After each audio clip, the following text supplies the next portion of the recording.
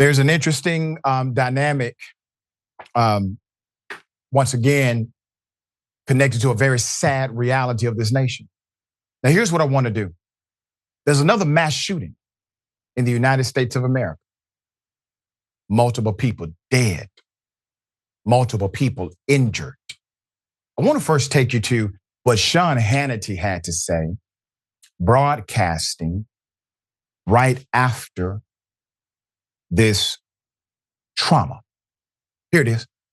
What bothers me, and I could literally probably count the seconds before an incident like this becomes politicized.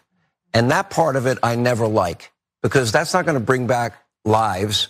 And then I always ask the question, when something like this happens, what is your plan? What do you do? I have a personal security plan.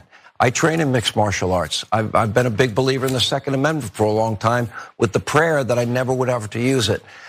Maine happens to be a rural area where people tend to be involved in outdoor sports. So I would imagine a lot of people are going to have a lot of defense issues.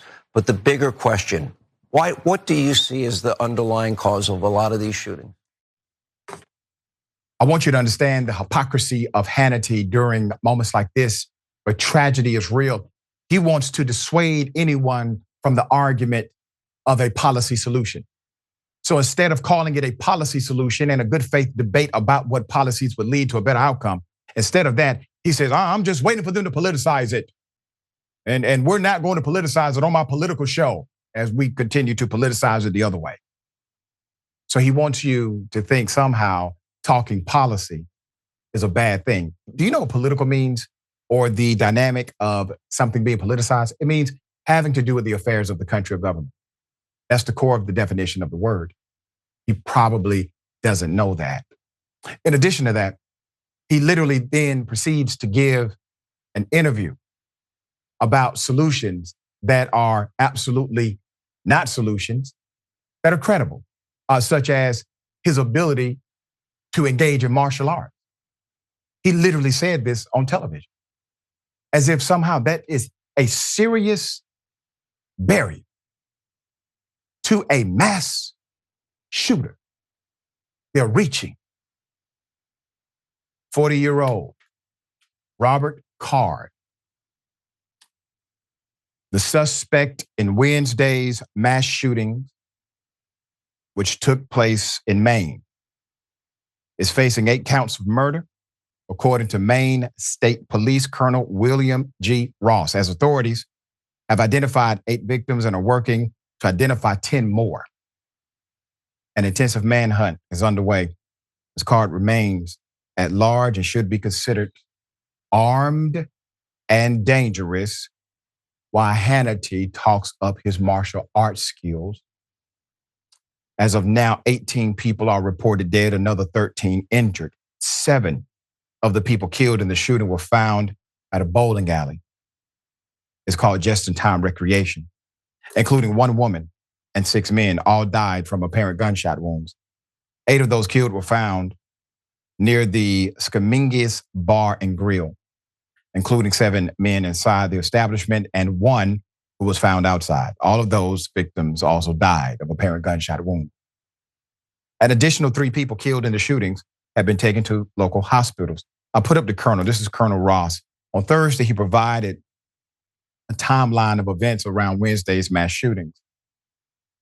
Here's how he detailed it. On October 25th, approximately 6:56 p.m., the Auburn Communication Center received a 911 call of a male shooting in just in time for the Spare Time Recreation Center. At about 7:08 p.m. Eastern Time, the Communications Center received multiple 911 calls about an active shooter inside of the bar and grill in Maine. Okay, you have a map to help you understand distance covered, and you have a timeline given. The police department released this image of the vehicle connected to the shootings. The colonel also said, quote, a large law enforcement response from the multiple surrounding agencies assisted with the Lewiston Police Department in trying to identify who this individual was and what was happening. As you can imagine, this was a very fast-paced, fast-moving, very fluid scene, very dangerous scene that these guys and girls were going into.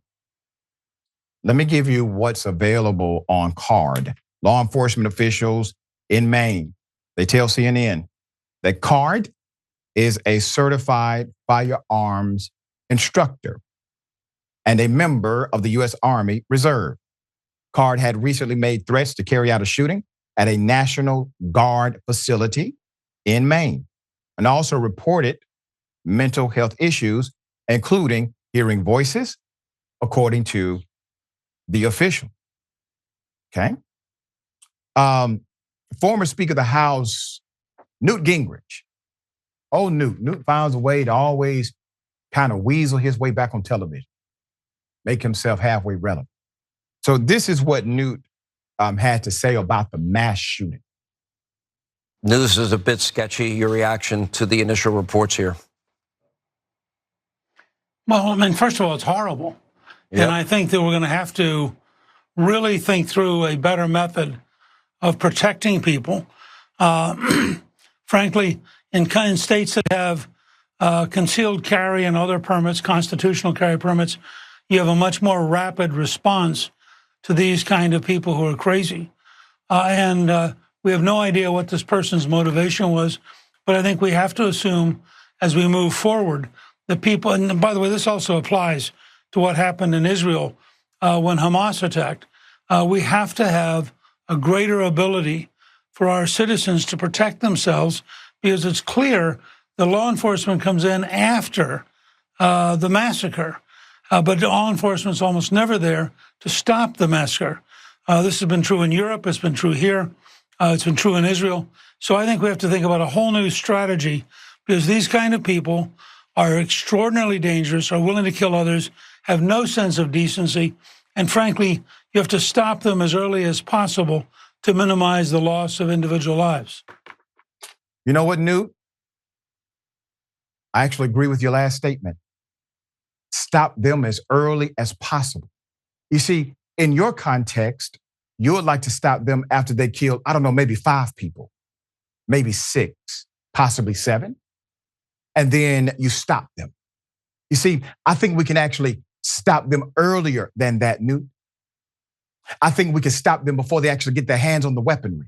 I think we can stop them by not having a broken mental health system. I think we can stop them by challenging the narrative of a gun culture and that guns are the solution for everything. So Newt is saying the answer is to get more guns, not to have less guns. The answer is to have more ammunition, not less ammunition. The insanity is unreal, but these are the guys that cannot give you a policy solution. Everything that they're offering you is sentiment, feeling, nothing else. None of this stuff is policy. Government is elected to bring you policy answers, to make remedy by way of policy. I don't give a damn that you feel the way I feel. I don't care that you can sympathize or empathize. That's not why you get elected. You get elected for policy solution. Anything else, that's between you and your God. But policy is why you have the job. All right. Sister, thoughts? Yeah, Newt Gingrich talking about decency is quite rich. And yeah, like I feel like he was gone for so long, and then all of a sudden he was back and he was like in the mix for being speaker. I don't know why he's back, but I'd rather he wasn't. Hannity wants to talk about politicization, but he is the one politicizing things. He's running interference. He's blocking and obstructing the gun narrative that inevitably and understandably comes up every time our nation suffers another deadly and preventable shooting. Of course, shootings create discourse. As a nation, we mourn the lives that are lost in shootings like this one, but we also mourn the circumstances that lead to incidents like this one. We mourn our nation's state of poverty and poor mental health that contributes to these shootings, but we also mourn the fact that our government does nothing to help the things that it can help. Not only do they not do anything about these things, but they also even refuse to talk about them. You have news hosts like Hannity shaming people for basically wanting things to be better for next time, so that we don't have to lose any of those lives. whatever Newt Gingrich was trying to prove his point. We want to prevent the needless loss of life in the future. His job, Hannity's job, is simply to delay that conversation long enough until either a new headline takes over, which will happen inevitably, or people will just become fatigued with grief, whichever one comes first. Well said. Well said. And here's the thing, the majority of Americans are on the same side as it relates to gun reform in this country. The people who oppose the majority sentiment are the interest groups and the politicians they purchase.